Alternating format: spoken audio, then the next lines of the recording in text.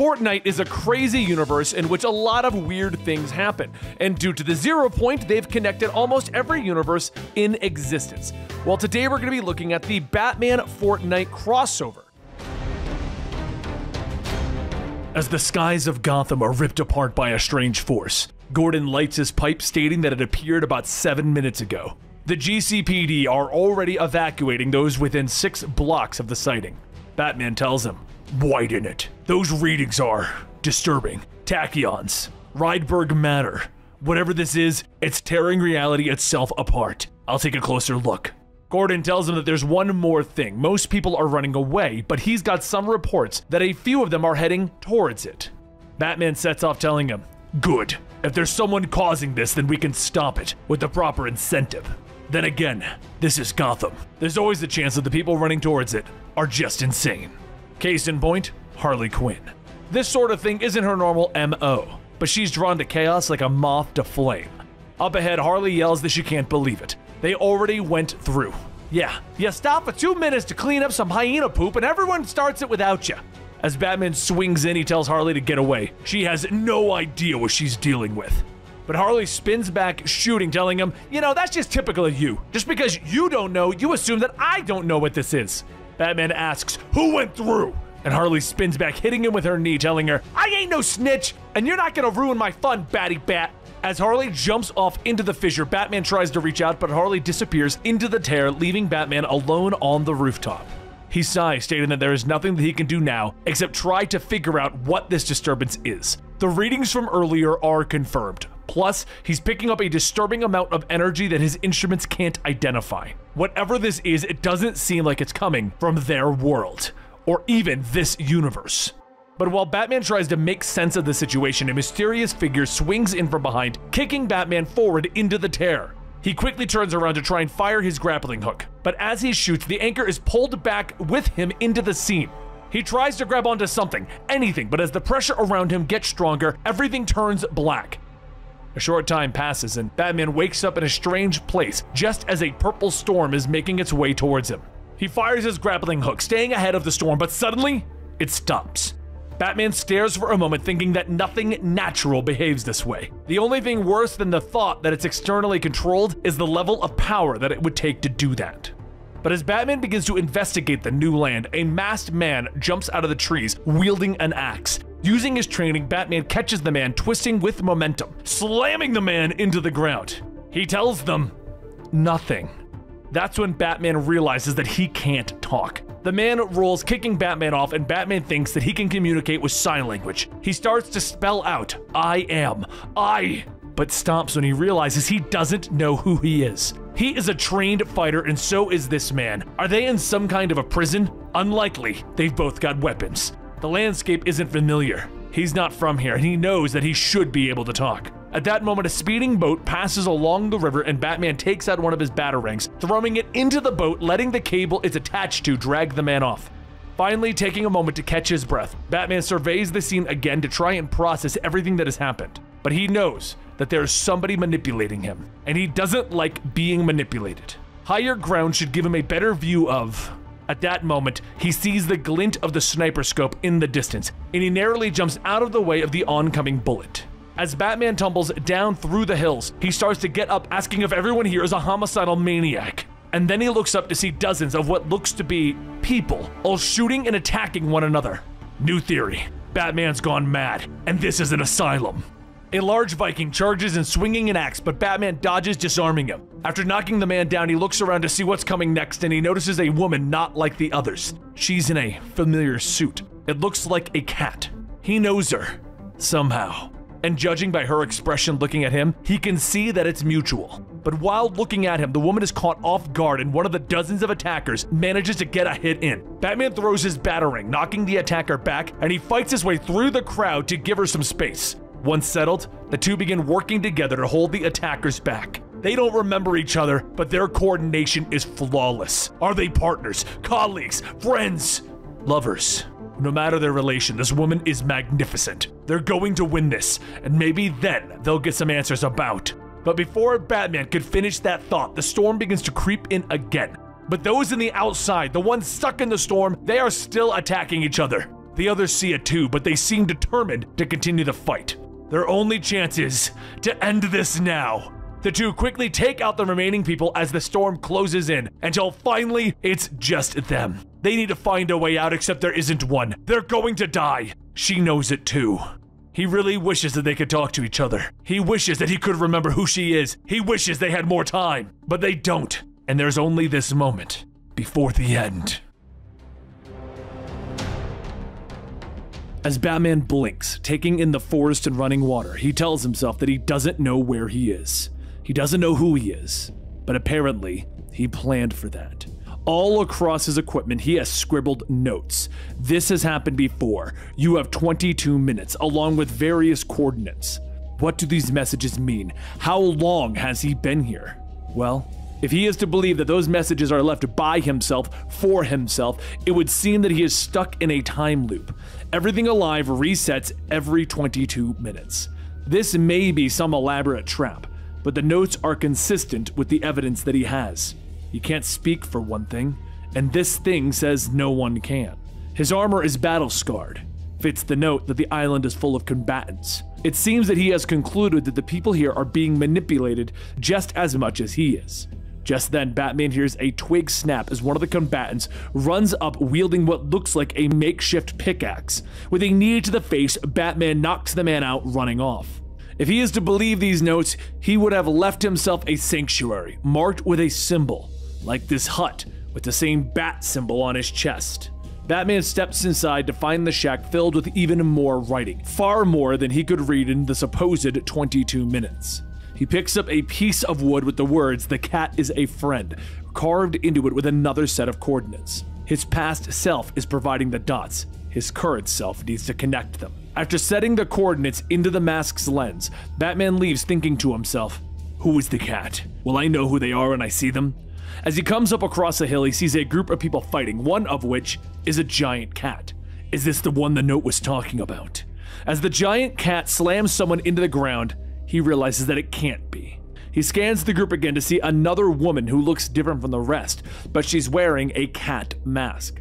Batman isn't sure how, but he knows she's the one. Maybe they can work together. Maybe they can take out. But as Batman stops the attacker focused on the cat lashes out with a whip. She attacks again, but how is he supposed to communicate with her? What is that roaring sound? The two stop fighting for a moment as a swirling purple storm closes in, and Batman thinks to himself that it's been about 20 minutes. He'll have to act fast. He quickly scratches into his metal bat blade. The bat is a friend and hands it to her. She hesitates but takes it, just before everything turns black. As he wakes back up, he steps out of his hut, asking himself, who is the cat? How does? And that's when one of his bat blades is thrown into the wooden frame of the shack, and the cat stares at him. She must know it too. They're both wary, but they have something in common. They don't like being trapped. So they put aside the mistrust and they make a plan. To escape this place, they must first understand this place, to explore it. The island seems isolated, no other land in reach, and if they go too far, they're going to hit a storm, far sooner than necessary. The note to themselves says that they'll reset if they're consumed by the storm, and they have no reason to think that this note isn't true. But still, it's good to not be alone at a moment like this. After each reset, Bat and Cat explore a little more of the island, leaving themselves just a little more information each time. And judging by how much is written down, they must have been working together for a long time. Their memories reset, but maybe feelings remain? Before Batman could even give it a thought, the cat is shot from behind. Batman watches the light fade from his partner's eyes and he tells himself, it's okay, she'll be back next cycle. It doesn't mean I can't take out the one responsible though. Maybe we do reset after killing each other, but right now it doesn't matter. I just need to make them hurt. He fights and fights, not even caring that the storm is coming to claim him. And with the next awakening, the two continue to look for something to give them any indication of what is going on when Batman spots another woman who seems out of place. She has white skin, blonde hair with blue and red highlights. Something about her is familiar. Catwoman looks, and guessing from her reaction, she too has a connection to this Harlequin. Do the three of them know each other?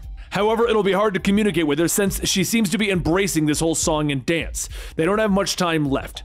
Gotta leave her a note and hope it works. So Batman jumps down holding his bat blade with the words, "This is a trap, help us find a way out." To which the Harley Quinn headbutts him and kicks him into the storm. Forget Harley Quinn. The storm is the key. Gotta remind. Soon, Batman stops going out and fighting and just focuses on the storm, its movements, where it goes. Each time the eye shrinks as time goes on, and it ends up in a different location each time. In a place where every non-living thing remains constant. The storm changes, its center changes. That's significant. Based on the numbers, this time it should be right where they're at now. As Catwoman looks around for something, they take the analyzer and they set it on the ground. It's delicate, easily damaged, and more importantly, not native to this place. But if the device is still here, still intact, that would be huge. Gotta leave a note so that the next time around. The next reset, Bat and Cat fight their way to the same location and they find their device. That means that the epicenter is special, some sort of safe zone. The storm never fully covers it. The question is, what happens to a person or people if they're at the center of the storm when it closes up? Only one way to find out. If they can reach this cycle's epicenter in time. The two reach the destination and they wait, letting the storm come in, and nothing happens. If Batman is to believe his note, standing in the epicenter didn't work. The analyzer was spared, but they weren't. Hypothesis. The safe zone isn't big enough for two people. Just for one. It has to be. This time, Batman steps into the storm, letting the Catwoman remain. He can feel his body being ripped apart, but he has to remain outside. Even if they don't retain their memories, clearly she has emotions towards him. Just then, something begins to happen and a light begins to shimmer around her. Faint, weak, it can only mean one thing. And with the last minute, Batman quickly scratches into his gauntlet, one left.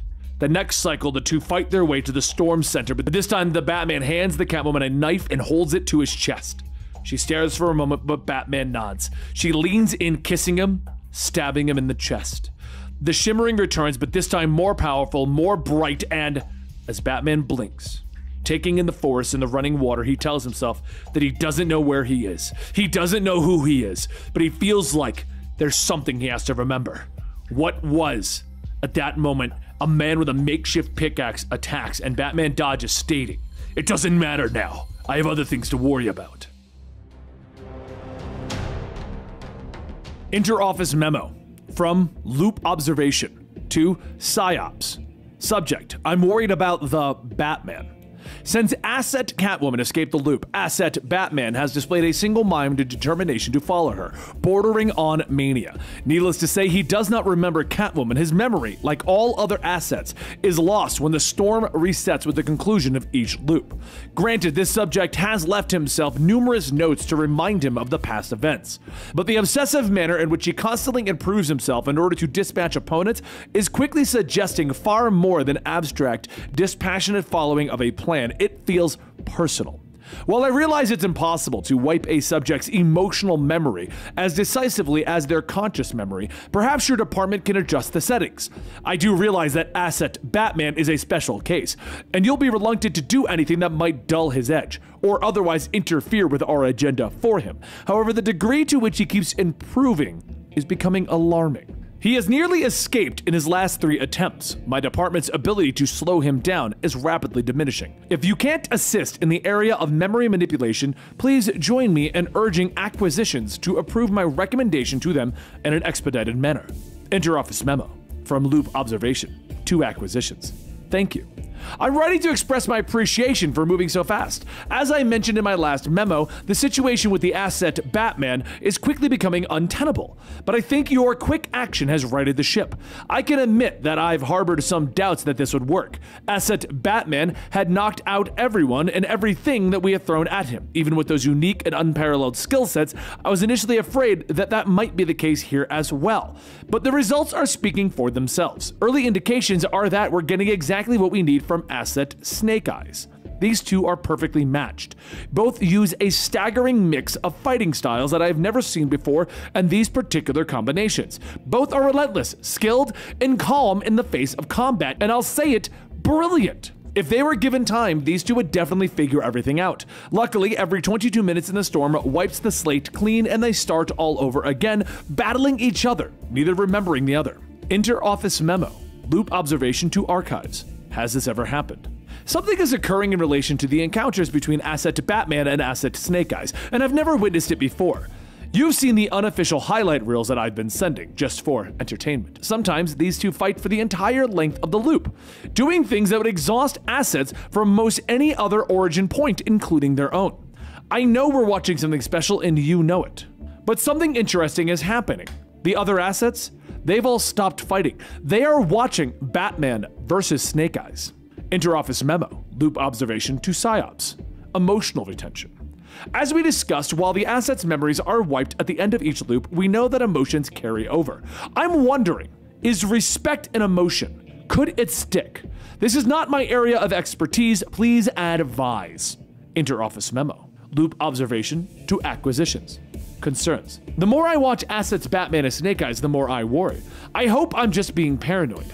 Frankly, I'm hoping you'll tell me as much. We're aware that assets often band together for the sake of convenience, but these alliances are ethereal when it comes to those, which is why I want to confirm with you that there's never been an example of a being from different origin points uniting in a significant duration. Message deleted. Interoffice memo, loop observation to archives. Hand signals, urgent. I'm sending you in sign languages from several source worlds, but not this one. Can you translate? Message, deleted. Man and Snake Eyes, summary evaluation. The tactic of pitting assets Snake Eyes against asset Batman was successful, relatively speaking, despite buying us less time than expected. However, with unpredictable beings like this, it's probably safe to say that the unexpected is exactly what we should have expected. Interrogation, if anything strikes you as noteworthy, don't hesitate to share it with the rest of us immediately. Batman and Snake Eyes have concluded their battle, and they have figured out how to communicate, and with a final salute, Snake Eyes says goodbye to Batman as he finally escapes the loop. He finally is to hear a voice. He looks back to see a masked man holding a gun to a woman's head, and the man tells him, "No sudden movements." However, Batman doesn't fully realize just who this man is yet, because it's Deathstroke, who has Catwoman captive. The woman he'd never seen before. He still didn't have his memories as they hadn't returned. The woman says that he is such an idiot. Threatening her won't help. The Bat doesn't remember who Norm, but the woman is right. He doesn't know who she is. He doesn't know who either of them are. Though, there's something about her. He does know her. He knows for a fact he doesn't want her hurt. He tosses his pick, and he finally speaks, hand signaling for him to do something. At that moment, the cat throws her arm back, pushing the masked man away. And a second later, Batman throws one of his bat-shaped blades, disarming the masked man. The Catwoman attacks the masked man, asking, "Does this seem familiar? Because we used to fight together. A lot." After getting kicked in the head, the masked man blasts at the ground, telling them both to wait. Him that the gun that he just had to her head really convinced her that he's not a bad guy. The masked man says, "Fine. If that's the way it has to be, I surrender." She takes his sword and he goes on. "I was just protecting myself. People usually come out of that loop that resets every 22 minutes, along with their memory. They've escaped, but there's an adjustment to it." Catwoman then says that he isn't lying. She came out a few days ago and went into hiding, trying to get a lay of the land. And there's something else that they should warn him about. Before Batman can even ask, he feels a splitting pain in his head as suddenly a flood of memories begin to pour in. Catwoman says that it took a bit longer for her, but those are a lot. Now he knows what she means by "they've fought before." Batman turns to her. I remember coming here, but nothing before that." The masked man tells him, "No, those memories don't come back. If we have any hope of getting off of this island, we're going to have to work together. Earn a goddamn thing. In fact, you're not even a part of my memories." The masked man, at that moment, a hook knocks the whip out of Cat's hand as a group of people surround them.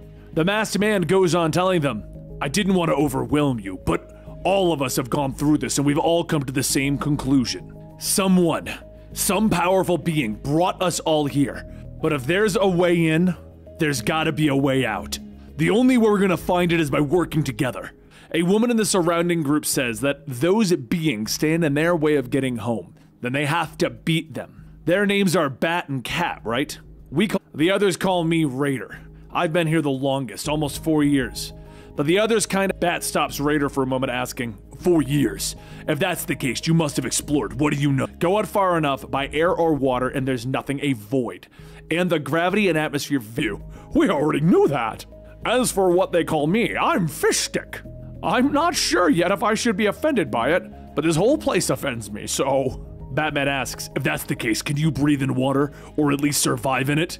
And Fishstick tells him, again, not exactly a genius, huh? Of course I can. Batman looks over at the others and says, the name that stuck for him was Voyager. And Bat says, okay, we need to get an aerial map as soon as possible. After that, we can divide it into sectors and search them. Anything noteworthy at all, report it. Ben-de-Let tells him, hey, wait a minute, why are we listening to you? And Batman glares at her. Deathstroke says, that's good enough for me. Later, as the group begins to break off into pairs, Bat takes Cat, and once alone, he tells her that they may not know where they come from, but clearly they're from the same place. The connection between them from the moment they got here is undeniable. Catwoman tells him, sure, but what is it? Are they friends, enemies, co-workers, husband and wife? Batman tells her that he doesn't know, and it doesn't matter. What does is this. They know they can trust each other, and probably no one else can. We need each other to get through this, agreed? She leans in, telling him, yeah, it makes sense. Just don't expect her to slow down for him.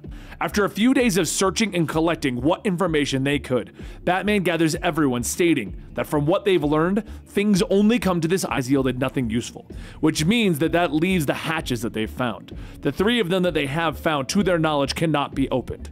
Magnus says, I smite them often for exorcist locks or means to enter a code. They give us nothing. Batman says, not entirely. Whoever controls this place seems unlikely to have designed the hatches to only open from one side. The puppet masters wouldn't take a chance of getting trapped here. The device I have can analyze and replicate energy frequencies. If we theorize that the hatches are designed to open for whoever they step is to collect energy traces from various locations, like the places the pylons rose from, the tower, fragments of the meteor, anything that may have come from them. And then we'll try to reach a particular energy signature on the hatch. Even if it takes dozens, hundreds, or even thousands, there is that one chance that one of them is the key. So after a few days and collecting all that they could, Batman tries opening one of the hatches, and to his surprise, it opens.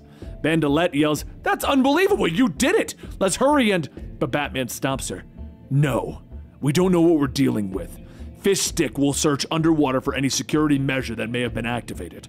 And while he searches the water, the rest of us will carefully explore the... But as soon as they step into the underground ruins, 2 giant rock golems appear and begin to attack. While everyone tries to hold the golems back, Batman shouts, we're just chipping away at them! Aim for the glowing ruins! Target those! Raider begins to shoot at them, stating that if this doesn't work, she's going to come back and haunt him.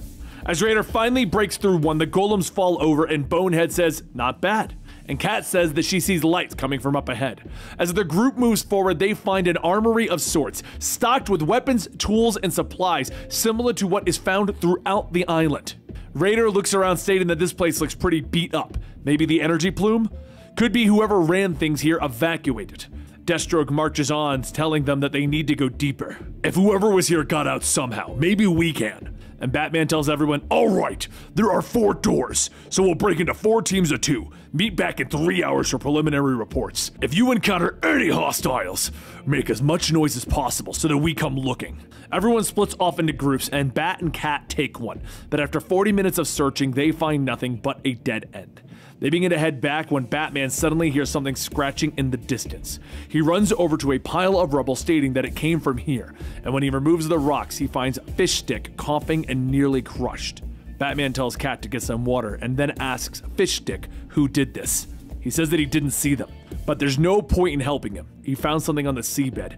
He was bringing it to them. Batman takes out a small device that Fishstick holds up, telling him, it's heavily rusted, non-functional, but if there's anything left in the storage battery. Yes, energies are similar to those in the epicenter of the storm. This device might be able to create a field of that energy, which means, in theory, it could allow someone to access the island without being caught in the loop. And they would keep their memories intact. Batman rushes over to the supply center, taking apart one of the stations, stating that the technology in the device resembles the technology here. They were made by the same people. But all indications are that the people here fled further into the facility. Why would someone go inside of the hatch and close it and then discard the device unless that's not what happened at all? Fishstick coughs, telling him, "It would mean that someone is lying. They didn't escape the loop. They were never in it. They remember everything. One of us is working for."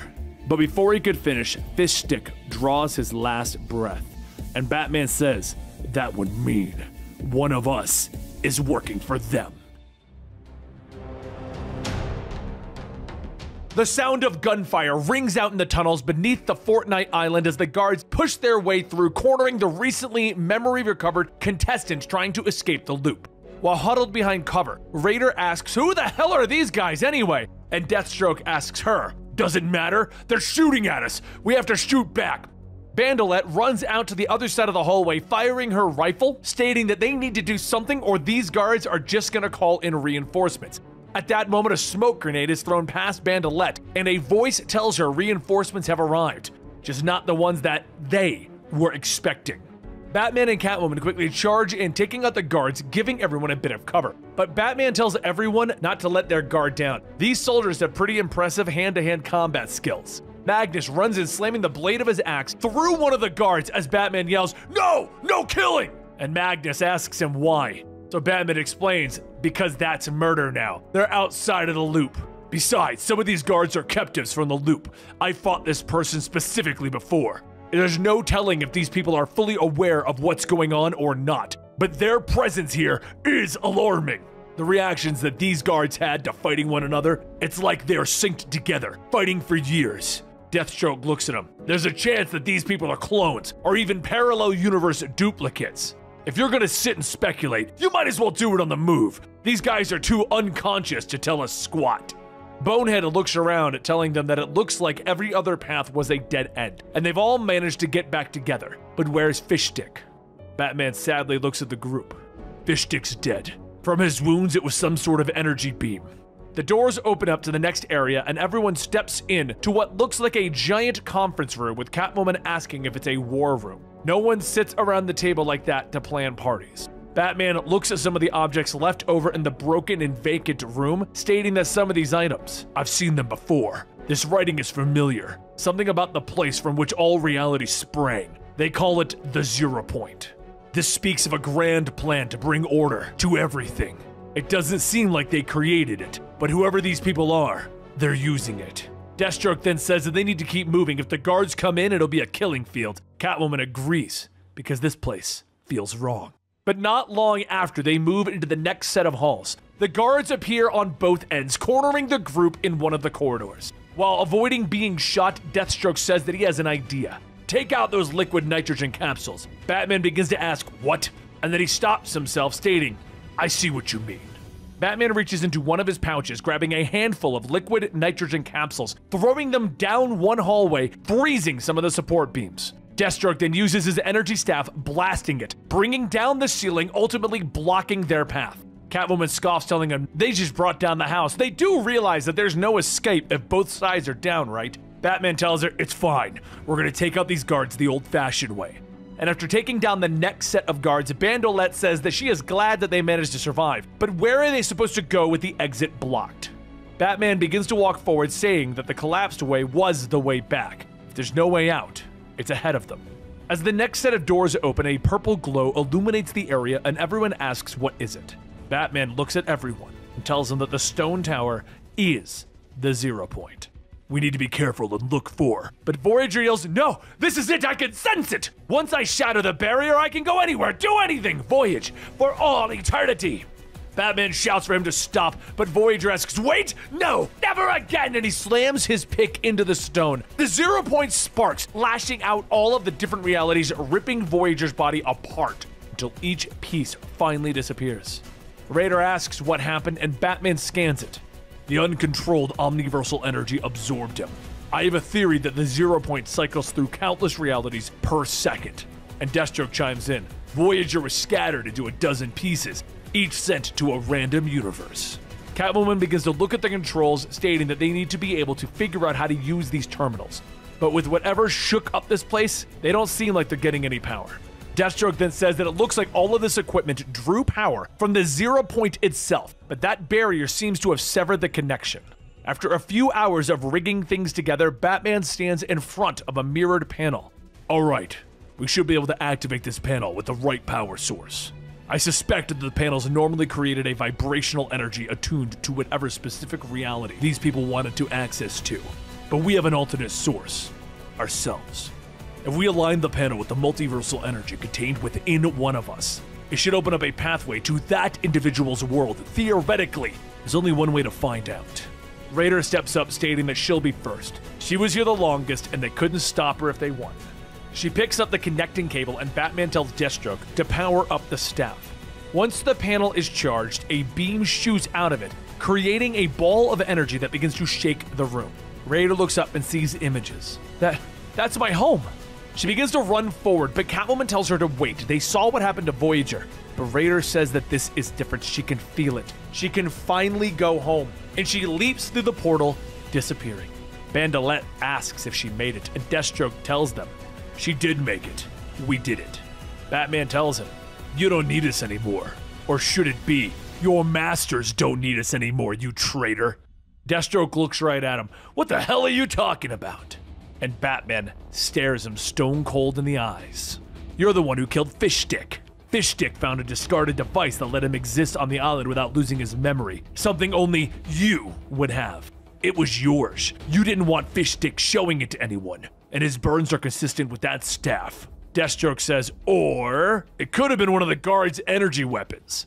Batman tells him, that's true, but you remember the liquid nitrogen capsules. Those had not been revealed since I've been here, which would mean that we both share the same homeworld, don't we, Deathstroke? Deathstroke sighs, grabbing his staff. Okay, what the hell? Anyone who sides with me, I'll get you home. Don't, and you'll die here. Magnus yells, I think not, traitor! And Deathstroke turns, quickly charging and knocking Magnus out. Catwoman gets ready to help, but Bandolette says, nope, I'm the one with the guy who's got the pull with the people in charge. While Deathstroke is fighting off Batman and Bonehead, he yells, how stupid are you? This isn't necessary! Batman deflects the sword swing from Deathstroke. If that's true, that would mean that we need each other. But if we're declaring a truce, I'm the one calling the shots. Deathstroke stops fighting. Fine, you win! And Bandolette says, really? You get a girl all fired up and you leave her hanging. Typical. After Deathstroke is secured, everyone continues activating the machine, letting everyone go in one by one, till finally there is only Batman, Catwoman, and Deathstroke. Batman tells them, okay, staff at full power. Let's get Deathstroke into position so we can add his omniversal energy and we can get back. But Deathstroke stops him. Wait, hear me out. What if we don't? A knife springs out of Deathstroke's boot and he cuts the rope holding him. Jumping back, you need me, I don't need you. And now that the others are out of the way, just one last speed portal. No, it's more like a compass that can guide me home without you. Catwoman throws the tethered spear into the portal, but Deathstroke knocks it away, telling her, it's not all bad though. Deathstroke's voice begins to fade as his body disappears, leaving Batman and Catwoman alone with the 0 point closed and no way to get back home. Assess what just happened. Deathstroke trapped them at the 0 point. There isn't enough power between him and Cat to power up the panel and get them back home. Deathstroke familiar. Catwoman asks, the woman dressed up like a playing card? I got the same feeling. But what happens if we go back in and we lose our memories in the battlefield? Batman ties himself to Cat's whip, stating that he doubts whoever made this would allow that to happen. But it's a risk. I'll go first. If I seem confused, pull me back. He takes a deep breath walking through and remembers a bus that brings all of the contestants in to scan the area dangling from it. It doesn't take long for them to find Harley Quinn as she is shooting and maiming everyone in sight. Batman tells Cat that they tried to reason with her before. Pointless. Strike hard and fast. The two quickly jump in, but the bleach-skinned woman seemingly dances around their hits. As Catwoman cracks her whip with one arm, Batman kicks the gun out of the other. She pulls on the whip, sending the woman to the ground, with Bat telling her that they need to figure out how to make her understand if they want her to get us back home. Harley Quinn sits up yelling, maybe you two are just stupid enough to figure out that I don't want to go home! Catwoman stares for a moment and asks, she can talk? How? Harley tells them, duh, because I'm probably amazing like this island until you came back and won't shut up! Bat tells her that they need to go home, but it'll take the three of them and their chances of that are rapidly diminishing. Harley thinks about it. Oh, now I get it!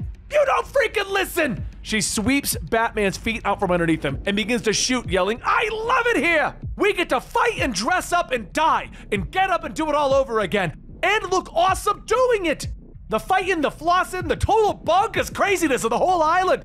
These are my people and I'm staying. As Harley jumps in to hit Batman with her unicorn pick, Batman spins back, punching her in the face, finally knocking her out. Batman looks at the woman. Our world must be very strange. I'd assumed she lost her memory too, but if she's in her right mind and wants to stay. But before he could go on, something whizzes by his face, and when he looks over, he sees a metal blade, very similar to the ones that he uses. He quickly turns back to see another version of himself and Cat, along with another wave of contestants. Cat lunges at her counterpart, asking, "Who the hell are these guys?" And Bat fights, "Duplicates." That explains why we saw beings outside of the loop who are still in the loop. Seems the island creates a snapshot of those who escape. Cat tells him, "Sure, you can check out, but you can never really leave." Well, these two are as good as we are, and we're running out of time. Batman throws a flashbang, blinding everyone, telling Cat to open up the portal and get them out of here. The two stumble in with Harley and they begin to get the machine back up and running. Once the 0 point locks onto their original point of origin, Batman throws an explosive batarang into the control panel. This'll make sure that we seal it from this side. He then goes and picks up Harley, but Catwoman tells him to wait. He looks at her and she says, maybe they should stay. Before Batman has a chance to respond, the two are kicked as Harley launches herself up, yelling, "That's what she said!" By she, I mean me. You can talk amongst yourselves, but I'm missing out on all the sweet, sweet carnage. Catwoman gets ready to take off after her, but Batman stops her, telling her, "We did all of this to get back home. What's changed?" Catwoman tells him, she's scared. Yeah, this place is strange, but we know how it works now. We've got autonomy, freedom. We've got each other. You saw those snapshot versions of us? We could be happy here. Batman asks, "You think that you wouldn't be happy back home?" And Catwoman tells him, "No, I don't know. Maybe we're enemies there, or strangers, or married to other people. When I first met you, I figured you'd just be another way to survive, to escape the loop, but now I don't want to lose what we have." Batman looks away. I know what you mean. I'd be lying if I said that I didn't have similar thoughts. But I have a feeling that people are counting on me on the other side, that this dimensional breach is dangerous and could happen again. I have to stop it. Catwoman asks, "Why you? Why do you have to go back?" "I don't know. It just feels like it's who I am." A few moments later, she takes his hand. "Yeah, that sounds about right. Let's go." The two begin to run, jumping through the portal just in time for the batarang on the other side to explode and shut the portal down. As they land, Cat says that it looks like it worked. But if this is home, why doesn't she remember? Just then, a flood of memories begin to pour into their minds and they just stare at each other. And after a few moments, Batman looks at her. "Selina." And Catwoman tells him, "No, I told you. We should have stayed." She swings away and Batman returns to the GCPD asking where's Deathstroke. But Jim tells him Gone escaped. But it doesn't matter now, they won. He did the important thing and closed that crack and no one got hurt. Batman doesn't respond for a moment and then says that he's not sure they won at all. Deathstroke couldn't have pulled this off without a backer, someone from this world. It had to be someone wealthy, powerful, and influential. And the likely candidates don't put his mind at ease. Meanwhile, over in a penthouse in Metropolis, Deathstroke says that the crack in Gotham is closed, but it doesn't matter. The anchor device that he planted at the 0 point is coming in strong, which means Lex Luthor sits up in his chair. It means that the tethering worked. We have the ability to return to the 0 point and make use of that power. Deathstroke tells him, "Exactly. And I gotta say, I had my doubts even Batman could do what we needed him to, but it worked perfectly." Another twisted voice begins to laugh. "Don't give him too much credit. It's not hard to predict what Batman will do when you are Batman." The Batman who laughs steps out, stating that they needed the world's greatest detective to unlock the secrets of this island. He needed an emotional engine to drive him, Catwoman. He knows a few things about other realities as well. They might say that all of this is right in his wheelhouse. Lex raises a glass. "We delivered as agreed, reached to the 0 point, planted the anchor device so that we could return there. I'd say that the imagined order got everything it wanted, or do you prefer they?" Dr. Sloan steps out. "Please, Mr. Luthor, they is what the island dwellers call it. I think that we're a little more civilized here. And yes, you've delivered precisely what you promised. Please accept my compliments." Lex tells her, "Well, if that's the case, I'd say it's time for you to keep up your end of the bargain, She smiles, looking out the window. "We've already begun. and just above the Daily Planet, another tear begins to form, similar to what happened in Gotham. And there you have it, another video here at Comicstorian Full Story. Now, if you want to keep up to date with current comic books and see our videos as they're launched, please consider going to the main channel, Comicstorian. And you can also find us on Patreon at Comicstorian, and on Discord at Comicstorian, and on Twitter at Comicstorian, and on TikTok at Comicstorian. Thank you for your support, and we'll see you next time.